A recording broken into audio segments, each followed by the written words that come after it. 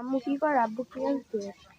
এই যে মাত্র তোমার আব্বু ব্রাক থেকে এসে গেল পলাশচার বাজারে, আসরের সময় গেছে, বলছি ইফতার আগে চলে আসবো, তাই ইফতার আগে চলে আসছে আজকে। তো মাছ আনছে মনে হয়, দেখি কি মাছ আনছে আগে। এই যে দেখো, ও মা, এই যে পলাশচার বাজার থেকে মাছ আনছে। এটা কি মাছ? ও বাবা, বাগারি নে। এই যে দেখেন, দেখো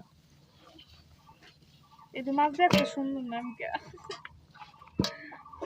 দেখেন তো গাইস, এটা কি মাছ বলে, বাগারি নাকি জানি না।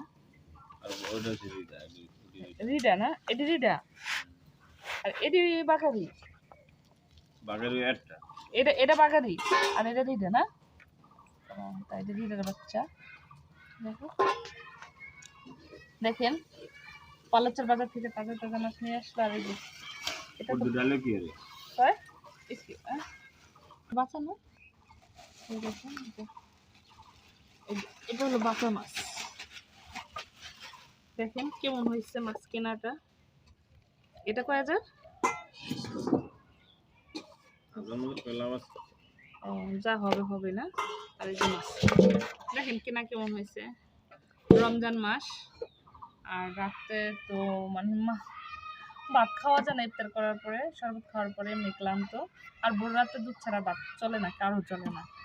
তো সবাই ভালো থাকবেন। আর মাছ মানে কেনা কেমন হয়েছে সবাই কমেন্টে জানাবেন।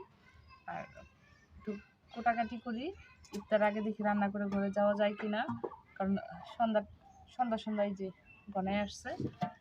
আর যদি না হয় ইফতারের পরে এটা রান্না করে দিতে হবে। আর সবসময় কি মাছটা আনার পরে, যে কোনো বাসায় হোক মাছ আনার পর রান্না করে দিতে হয়। এটা হলো মুরব্বীদের কথা, আমিও রান্না করে দিতে। তো সবাই ভালো থাকবেন, সুস্থ থাকবেন, আল্লাহ হাফেজ।